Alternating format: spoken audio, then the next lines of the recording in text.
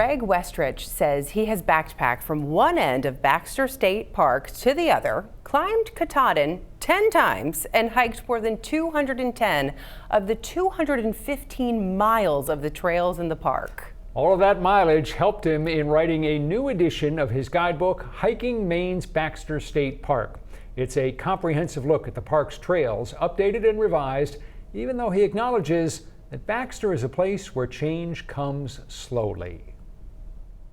Things change a little bit, like, you find when you climb a mountain that maybe the view isn't quite what it was in the past because, the trees have grown. There is some slow change that happens, but in terms of new trail building and things like that, there really isn't that much different. There were just a few things that I left out of the first edition because either they were closed or I didn't have access at the time and I wanted to, put them in. Well, that's one of the pleasures of Baxter State Park is it doesn't change, and that's the whole idea of the park, is that it is to remain wild. Exactly, and it's quite a different experience than what most people maybe get from hiking in other places. Like you go down to Acadia or whatever, you're never that far from a lot of other people. It's still spectacular, beautiful, and everything, and I love to go down there, but it's not the same experience. If you want to get away from it all, Baxter is the place to go because you can still do that. All right, I asked you for some ideas on particular types of hikes, and one of the things I said is let's go with an easy one that's a family-friendly hike, and you recommended Cranberry Pond. The kettle ponds over time fill in with peat and things and become bogs, and it's more along that path than most of these other kettle ponds, and so it's fringed by this squishy sphagnum moss that's full of cranberries and pitcher plants and just all kinds of cool things to explore. It has a little boardwalk that goes out through that so that you can really get down and see all of that stuff, which is really At the other end of the climbing spectrum, we wanted to get a challenging trail. You suggested Dudley Trail, which takes us up over Pomola Peak. Yes, it's one of the original paths on Katahdin. From well before it was a park. The Dudley Trail itself is epically steep.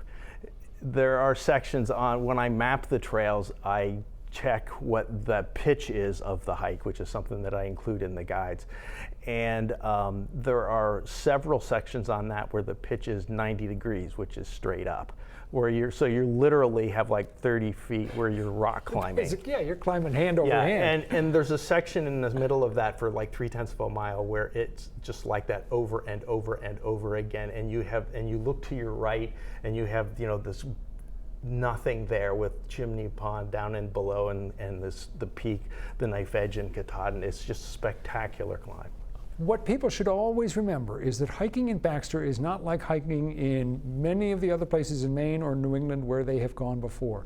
The absence of cell phone service, the absence of services in the park, the severity and changeability of the weather, you've really got to be prepared when you go hike in Baxter. Yes, I tend to do kind of more like what I would think of as alpine style, where I go light and fast. But I still always take a change of clothes. I always take my raincoat. I always have a headlight and extra food in my pack and extra water and things like that because you never know what's going to happen. So you're right, yeah. And as soon as you start up a mountain in Baxter, Katahdin causes its own weather, and that has knock-on effects on all of the area around it. Some of them are really nice, like how much moss there is in the woods south of Baxter.